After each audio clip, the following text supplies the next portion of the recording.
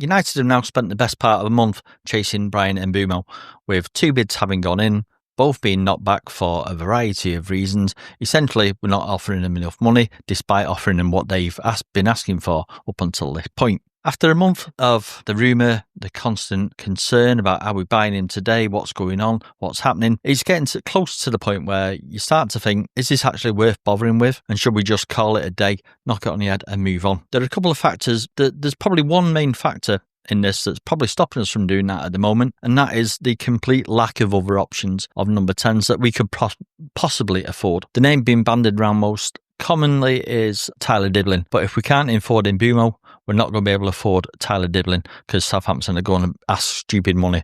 Earlier in the sort of end of last season, he was being quoted for around 100 million. Never going to go for that anyway. You wouldn't be remotely surprised if they start to ask for that sort of stupid money. So that really does leave us with a question of what do we do now? To my mind, we have 5 options, which range from the understandable to the unpalatable. The first one had always been that we buy an underwhelming number 10 and an underwhelming number 9. Does that solve any of our problems? Not massively, no it doesn't. But I suppose my main reasoning for that as an option, whether I take it or not, is the fact that if we're scrabbling around looking for a number 10 or a number 9, can't find one that we can afford, what is the point of spending the money that we do have on people that aren't necessarily suited? So do we buy a stopgap, a temporary measure in both positions just to see us over the next 12 months in the hope that we actually perform far better than we did last year and are in a better position, hopefully in Europe by the end of next season, which will give us more money to start to spend on the players that we either can't afford or don't want to come at the moment because we're not in Europe. As I say, that's not necessarily the most palatable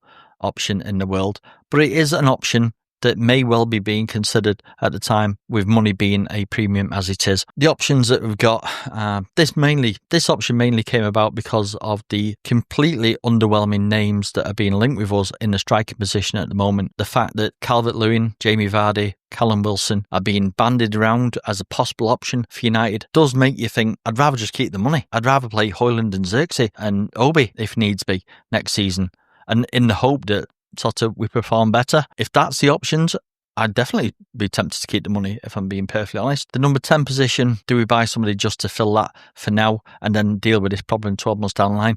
I don't think we can, because we've got problems that need dealing with next summer already, but it is an option. The second option for me would be to buy an underwhelming 10 and splash all the money we have on the one decent forward that seems to be left in the equation, Victor Osimhen. It does mean that we would end up using all our cash and probably paying him more wages than we would want to at the moment, but it's getting to that point where this option has to be up there at some point. The underwhelming 10 is something that we've already touched on.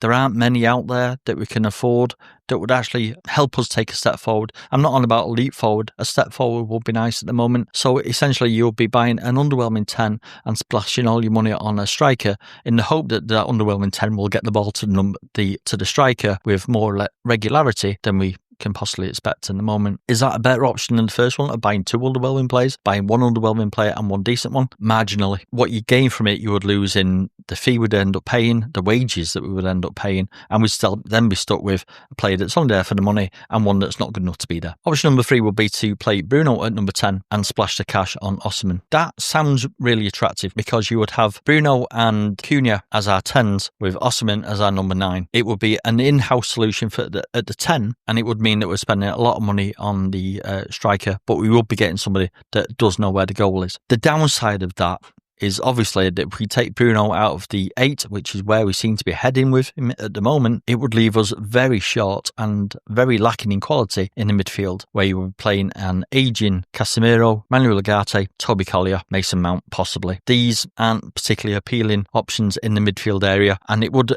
almost end up with thinking, can we outscore the opposition, because we're not going to have much to protect the back four if we went that route. That then leads me to option 4. We play Bruno at 10, have a underwhelming striker and spend all our money on a midfielder. That, for me, this may well be the most realistic option that we have, because of the lack of quality at 9, the lack of quality available at 10, the option of playing Bruno at 10 with one of the aforementioned underwhelming strikers and spending all our money on a decent midfielder might be actually the most sensible use of the money we have. It would mean that we would be in a position where we don't necessarily need to touch the midfield too much for the next couple of years, and maybe deal with the striker situation next season when we may, as I said before, may well hopefully have a bit more money and a bit more scope and have more players available or wanting to come to us. For me, that makes a lot more sense. There may well be midfielders around that we are able to get easier than the strikers that are available, the number 10s that seem to be very thin on the ground. It's probably out of the options that I've gone through so far,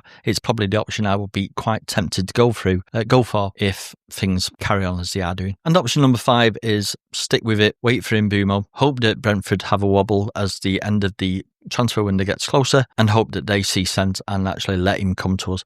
Yes, it will be later than we would like, but it may well be an option that we feel we need to stick to because we've been taken for a ride for the last month, got absolutely nowhere, seemingly seem to be getting rinsed for the fees that we're being asked to pay, but we may well be in a Frankie de Jong situation where we've committed so much time and energy on it that we have to see it through to its conclusion, whatever that might be. There's 5 options there. One of them for me is slightly more appealing than the other 4, but only slightly. I don't think there is a real good option out of the 5 that I've gone through that would be particularly appealing for anyone, fans especially. Let me know what you think.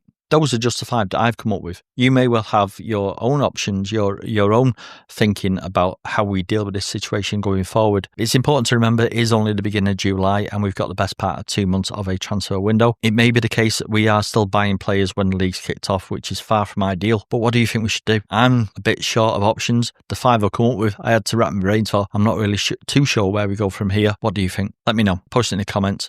Like, share, subscribe, all the usual stuff. And I will see you in the next one.